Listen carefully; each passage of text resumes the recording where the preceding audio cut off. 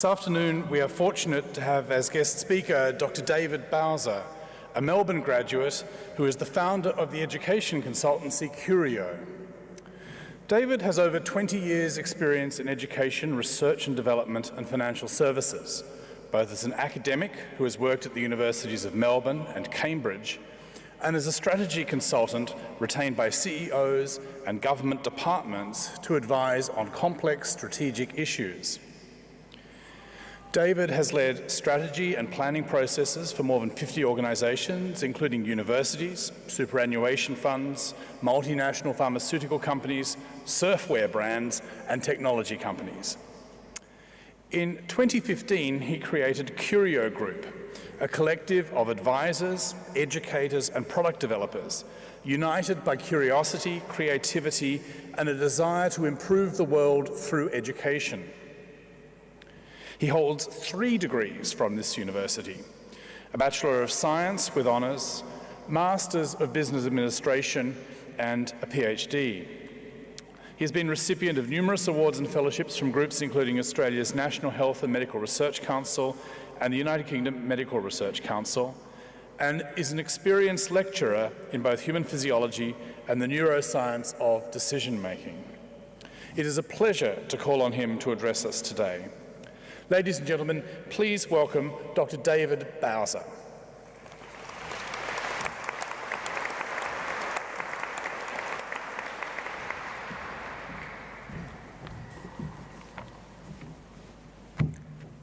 Wow, you actually made it. Congratulations.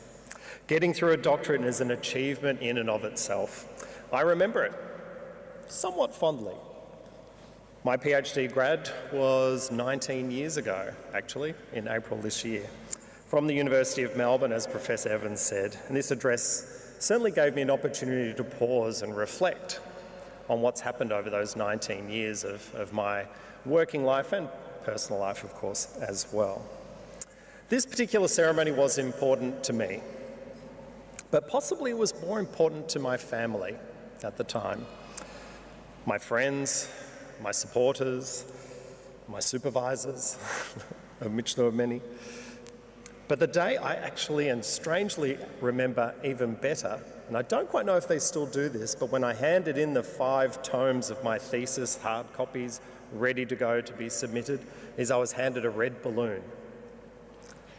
It wasn't even inflated, but I had a red balloon nonetheless.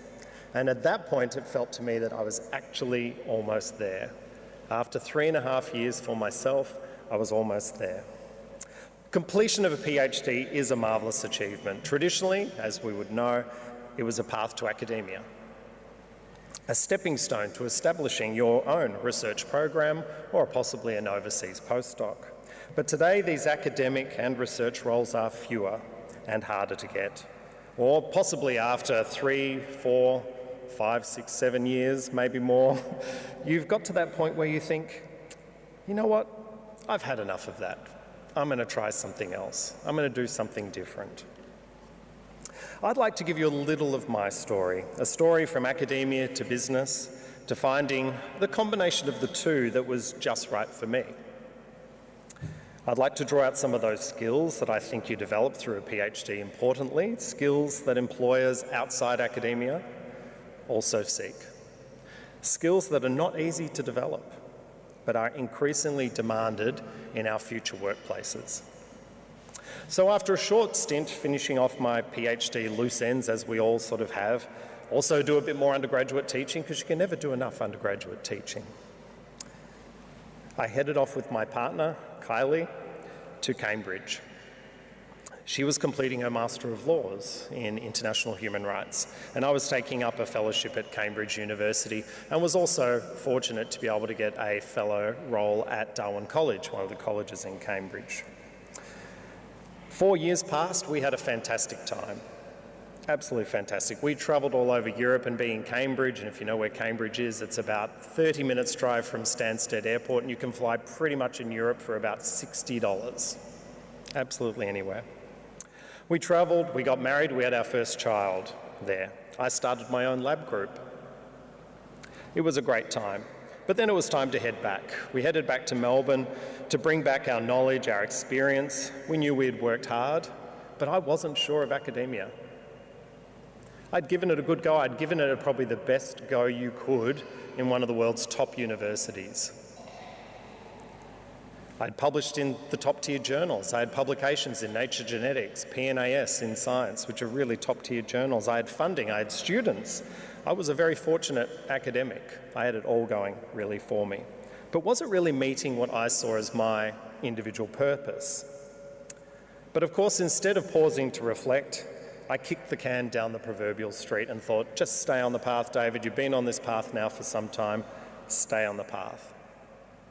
My success in Cambridge meant that this great university, our university, sponsored my return, and I stuck with academia through to 2010 with a lab group there in Parkville on campus. Great income, good publications, a great team around me. I love the creativity of science. I love thinking up something and giving it a go. To actually writing the grants, hilariously, was the part I actually enjoyed. I'd never been short of the ideas, but the follow-through was just not my strength. I liked to solve the problems. I liked to then move on to the next thing. I was happy to do it once, not 7 times, as I was often required to do. And in hindsight, when I look back and reflected, that had always been my way of doing things. I was interested in the idea, pursuing the idea, working out what it could be, and then I was interested in the next idea. The shiny new thing, as my wife likes to call it for David. So I tried web application development. Back then, that was the big thing. Started a master's in it. Interesting, but not really my thing. Tried out an MBA here at Melbourne Business School, and that actually got me. And in 2009, I completed the MBA. I wound up my laboratory group, much to the annoyance of the NHMRC at the time, and looked at what I was going to do next, the move into management consulting. I then, once again, when I reflect and I look back at it, I think to myself, well, actually, my Year 12 careers teacher, as much as I thought he was a complete nong, and I apologise if he remembers who I am and I remember who he is, was actually probably on the right track. He kept saying to me, you should be an actuary. And I thought, my God, I can't become an actuary. Medical science is way more interesting, but with great academic results in economics and maths and pretty so-so results in biology, probably made sense at the actual time. So I joined a leading consulting firm, Nous Group, helping organisations solve problems, better strategic decisions, climbed the ladder as you do in corporate world. I learned more about leadership and running a business during that time than I cared to imagine. But I kept thinking to myself, I really loved running my own laboratory group.